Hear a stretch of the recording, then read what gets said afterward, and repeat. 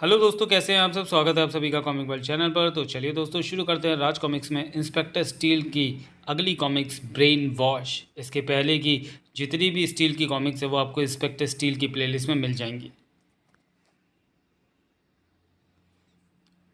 Brain wash, लेखक हनीफ अजहर, चित्रांकन Naresh Kumar, calligraphy TR. आज़ाद, संपादक मनीष गुप्ता।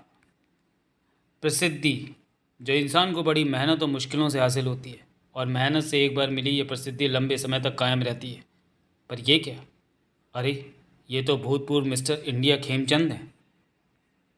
मिस्टर इंडिया हमारी दुकान पर? आइए पधारिए, कहिए क्या दिखाऊं आपको। मुझे कुछ दिखाने की ज़रूरत नहीं, क्योंकि मुझे जो चाहिए मैं खुद ही ले लूँगा। सबके लिए अप्रत्याशित था मिस्टर इंडिया का शोकेस को फोड़ना और उसमें से जवाहरातों को निकाल लेना। इसने तो गहने उठा लिए, इसकी नीयत ठीक नहीं है, रोको इसे। एक साथ कई आदमी उसे रोकने के लिए बढ़े, लेकिन मिस्टर इंडिया रह चुके बलिष्ठ शरीर वाले खेमचंद के सामने ना तो कोई रोक पाया और ना उसे कोई रोक पाया। अमीरों की पार्टी जिसकी शान और शौकत ही निराली होती है, और उस शान में तब तो चार चांद लग जाते हैं जब पार्टी में पहुंचता है कोई विश्व ख्याति प्राप्त व्यक्ति। भारत के नंबर 1 कराटे चैंपियन ट्रूसली ने यहाँ आकर हमारी पार्टी में चार चांद लगा दिए। कृपया आइए और हमारी पार्टी में शामिल होइए। नहीं, मैं यहाँ पार्टी में शामिल होने नहीं, बल्कि इस औरत के गले में पड़ा ये हार लेने आया जिसकी कीमत लाखों रुपए है। अरे, ये आप क्या कर रहे हैं ट्रूसली जी? आप तो वैसे ही लाखों पति हैं। आ मुंह बंद कर और रास्ता छोड़। ब्रूसली के एक बार ने उसे रास्ते से हटा दिया, लेकिन रास्ता रोकने वालों की यहाँ क्या कमी थी। तुमने अपराध किया है, अगर तुम यहाँ से कहीं जाओगे तो पुलिस स्टेशन। एक विख्यात मार्शल आर्ट फाइटर को पुलिस स्टेशन पहुँचाने का ख्वाब देखने वाले दूसरे ही क्षण उसके हाथों बेहोशी की दुनिया में पहुँच गए। तुरंत ही अपना रास्ता साफ करके भाग खड़ा हुआ ट्रूसली। उधर ट्रूसली लाखों का हार लेकर फरार हो चुका था, इधर प्रसिद्ध मुक्केबाज मुकुल देव लाखों की बैंक डकैती डालने में व्यस्त था। मुक्केबाजी की भाषा में जो सुकेर पंच कहते हैं, और जब सुकेर पंच सामने वाले पर पड़ता है तो वह नॉकआउट हुए बिना नहीं रह सकता। एक और व्यक्ति अपराध करके लोगों की पकड़ से बच निकला था, लेकिन कानून की पकड़ से कोई न बच पाया। आप सबने अपने अपने क्षेत्र में प्रसिद्धि के साथ साथ खूब धन भी कमाया है। संसार का हर ऐशो आराम है आपके पास, लेकिन फिर भी आप तीनों ने चोरी और डकैती जैसा जघन्य अपराध किया। क्यों? इस बात का जवाब तो हमारे पास भी नहीं है डीसीपी साहब। हमने चोरी क्यों की, हमने डकैती क्यों डाली, हमें कुछ नहीं पता। हमसे चोरी करने के लिए किसने कहा, हमने माल किसको दे दिया, हमें कुछ नहीं पता। हम निर्दोष हैं डीसीपी साहब। उनके बयान ने राजनगर पुलिस के उच्चाधिकारियों को भी स्तब्ध कर दिया। मकड़ी के जाले से ज़्यादा उलझा हुआ है ये केस, और ऐसे केसों को सुलझा सकता है हमारे डिपार्टमेंट का सुपर कॉप इंस्पेक्टर स्टील। जिस खेल में मेरा शौक पूरा होने के साथ साथ लाखों का फ़ायदा भी हो रहा है, उसे इंस्पेक्टर स्टील बिगाड़ सकता है। इसलिए मुझे इसका इंतज़ाम करना होगा कि मेरे रास्ते में ना आ पाए। स्टील के शरीर और इंसानी दिमाग वाला वह इंस्पेक्टर। बस रोको, इसने मेरे गले से मेरी सोने की चैन उतार ली है। या बस को पुलिस स्टेशन ले चलो। ऐसे में यदि सक्रिय हो स्टील का साउंड मोड, तो अपराध होने के तुरंत बाद ही घटनास्थल पर पहुंच जाती है पुलिस। आप सही समय पर पहुंचे इंस्पेक्टर, गिरफ्तार कर लो इसे। इसने मेरी सोने की चेन झपट ली है। ये झूठ बोल रही है, मैंने इसकी चेन नहीं झपटी। हर अपराधी यही राग अलापता है, लेकिन मैं उससे सब कुछ उगलवा लेता हूँ 3rd डिग्री का इस्तेमाल करके। बता कहाँ है चेन? मेरे पास नहीं है। बदमाश के उस इंकार ने इंस्पेक्टर स्टील की गुस्से की आग में घी का काम किया। अपना अपराध कबूल करने करके चेन वापस कर, वरना तेरी एक एक हड्डी को तोड़ डालूंगा। उगल सच्चाई। उफ, अमर तो उस बदमाश को बुरी तरह पीट रहा है। आज से पहले मैंने अमर को कभी भी ऐसे उग्र रूप में नहीं देखा। मुझे उसे रोकना चाहिए। सलमा के आगे बढ़ने से पहले ही स्टील के हाथ रुक गए, क्योंकि बदमाश ने अपना अपराध कबूल कर चेन स्टील को सौंप दी और फिर खून उगलते हुए बेहोश हो गया। स्टील को उसकी इतनी बुरी हालत की भी परवाह नहीं थी, लेकिन सलमा मामले की गंभीरता को तुरंत ही समझ गई थी। कानून पुलिस को यह इजाज़त नहीं देता कि वह अपनी कस्टडी में किसी अपराधी को पीटे। ये बात अमर खूब जानता है, लेकिन फिर भी उसने इस बदमाश को मार मार कर बेहोश कर दिया, और इस बात के बहुत से चश्मदीद गवाह हैं। इसलिए देर सवेरी यह बात उच्चाधिकारियों को पता चलेगी। वे सीधा अमर को इस बदमाश की हालत का दोषी ठहरा देंगे, और अगर ऐसा हो गया तो अमर की वर्दी पर एक ऐसा बदनुमा दाग लग जाएगा जो उसे परसों मिलने वाले पुलिस के सबसे बड़े सम्मान पुलिस पदक से वंचित कर देगा। और ऐसा हो यह मैं हरगिज़ नहीं चाहूँगी। चट्टान सी कठोरता के भाव थे सलमा के चेहरे पर, और ऐसे भाव तब आते हैं जब कोई किसी के लिए अपना सब कुछ दांव पर लगा देता है। सलमा ने भी वैसे ही किया था। उस चेन स्नेचर को बुरी तरह पीटने के जुर्म में अभी तो मैं तुम्हें सिर्फ कुछ दिनों के लिए निलंबित कर रहा हूँ, लेकिन अगर वह मर गया तो तुम्हारी बाकी की ज़िंदगी जेल में गुजरेगी। तुम जा सकती हो। डीसीपी के ऑफिस से बाहर निकलती सलमा अंदर ही अंदर खुश थी। आप नहीं जानते कमिश्नर साहब, एक अमर के लिए मैं उसके लाख इल्ज़ाम अपने सिर पर ले सकती हूँ। एक ज़िंदगी क्या, उसके लिए हज़ारों ज़िंदगी जेल में गुजार सकती हूँ। अनीस ने सुना तो भड़क उठा वह। नहीं, ऐसा नहीं हो सकता। तूने आज तक अपना खून चूसने वाले मच्छर को नहीं मारा, तो भला एक आदमी को इतनी बेरहमी से कैसे मार सकती है? मैंने ही उसे मारा है अनीस भैया। झूठ, झूठ बोल रही है ये। तू तो इसके साथ था। अमर, तू बता सच्चाई क्या है? अनीस ने झकझोर कर रख दिया स्टील के शरीर को, लेकिन उसके मुंह से बोल नहीं फूटा। सच्चाई बताने की हिम्मत अमर भी नहीं जुटा पा रहा है। भैया, सच्चाई यही है कि मैंने उस चेन स्नेचर को पीटकर अपराध किया है। उसकी जो सज़ा मिली है, मैं उसी की हकदार थी। रोंद आए गले को लेकर अपने कमरे की तरफ भाग गई सलमा, और उसे उसके दुख की भनक भी न थी। वह तो अभी भी रात दिन अपने फ़र्ज़ को निभाने में जुटा हुआ था, सब इंस्पेक्टर सचिन गांगुली के साथ। सलमा के निलंबन के बाद जिसे इंस्पेक्टर स्टील का सहयोगी बनाया गया था। सच पूछिए सर, तो मैं आपको अपना गुरु मानता हूँ। वर्षों से आप जैसे ईमानदार और कर्तव्यनिष्ठ पुलिस अफसर के साथ काम करने की इच्छा थी मेरी, और आज जब सहयोग से मेरी इच्छा पूरी हुई तो मैं खुशी से फूला नहीं समा रहा हूँ। अपने दिमाग को चापलूसी करने में लगाने की बजाय हालात पर लगाओगे तो जल्दी तुम्हें नज़र आ जाएगा कोई अपराध। वो सामने अपराध नज़र आ रहा है सर, गाड़ी रोकिए। एक झटके से रुकी स्टील की स्पेशल कार, और उसमें से तीर की तेज़ी से निकला सब इंस्पेक्टर गांगुली जा पहुंचा अपराध को रोकने। सूटकेस को छोड़कर अपने हाथ ऊपर उठा लो, नहीं तो गोली मार दूंगा। गोली मत चलाना, मैं सूटकेस फेंक रहा हूँ।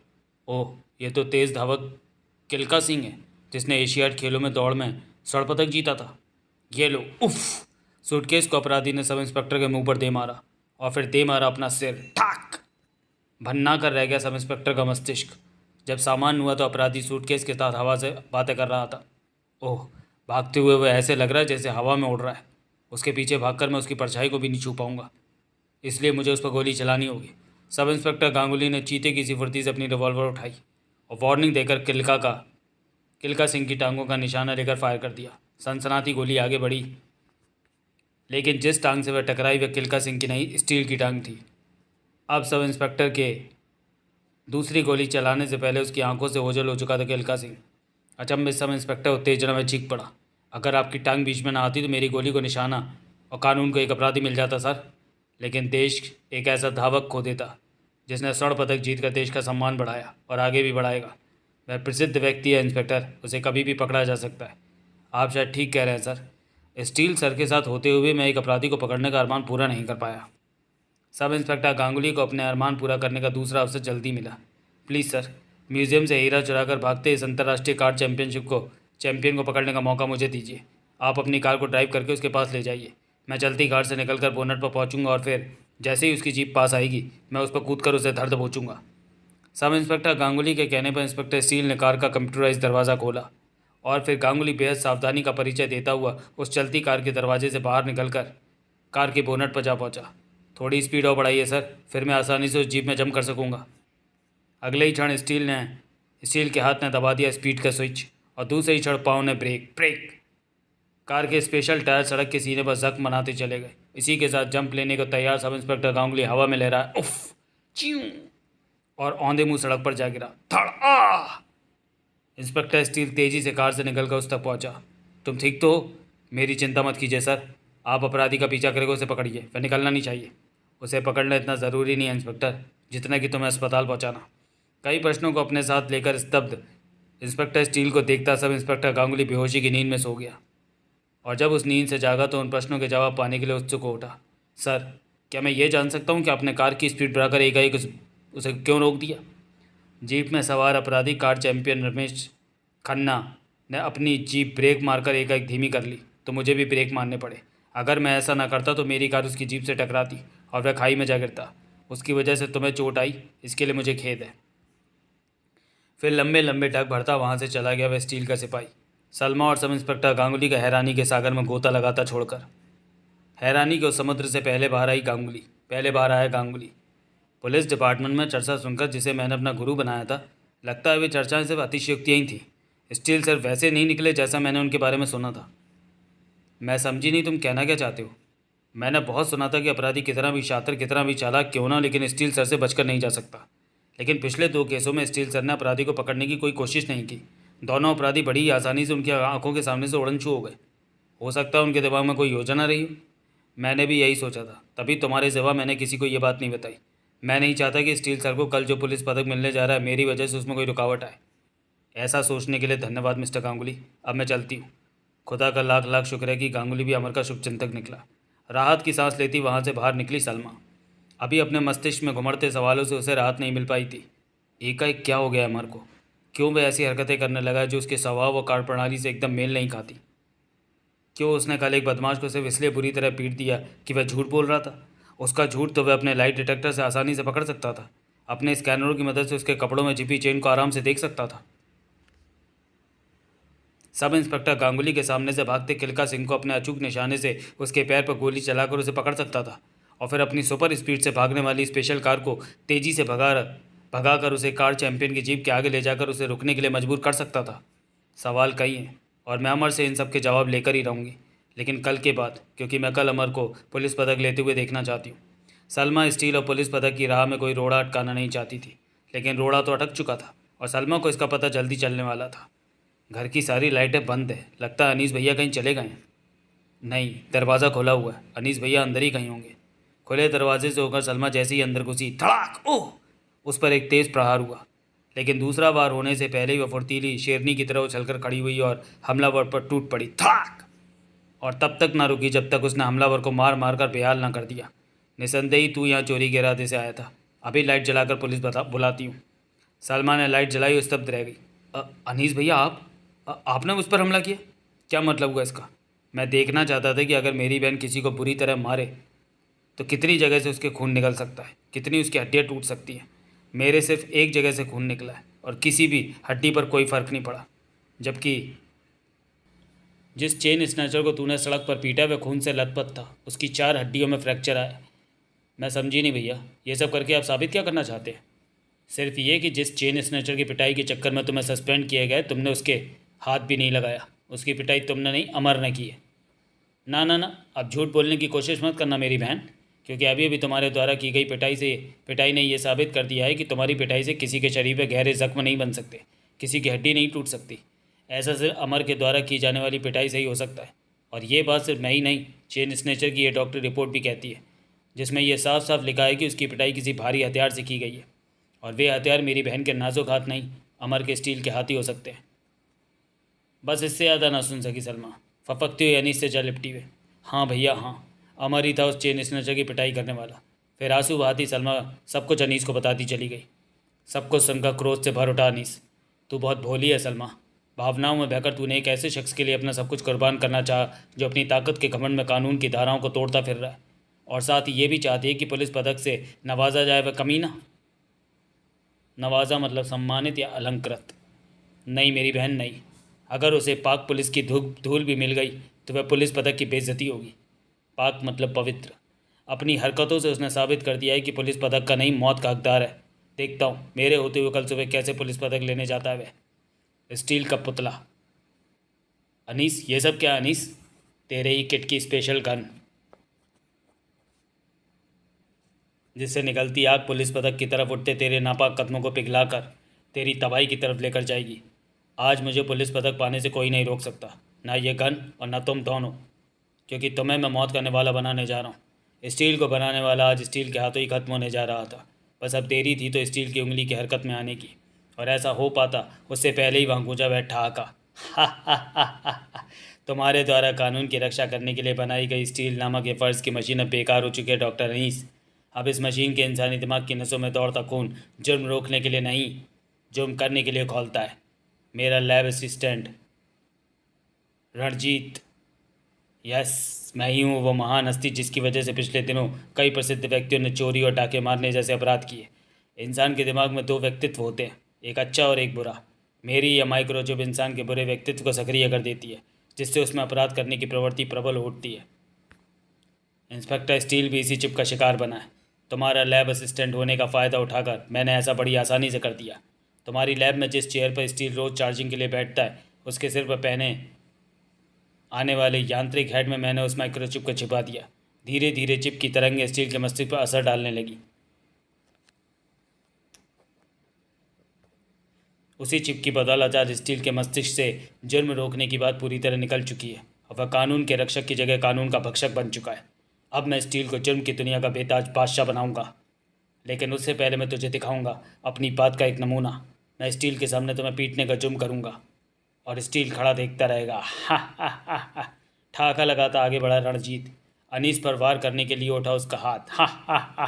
और उठा ही रह गया, क्योंकि नीचे आने से पहले वह हाथ स्टील के शिकंजे में जकड़ा जा चुका था। हाथ नीचे कर लो वरना तोड़ दिया जाएगा, ये कानून की चेतावनी है। रणजीत को मानो हैरानी का दौरा पड़ गया।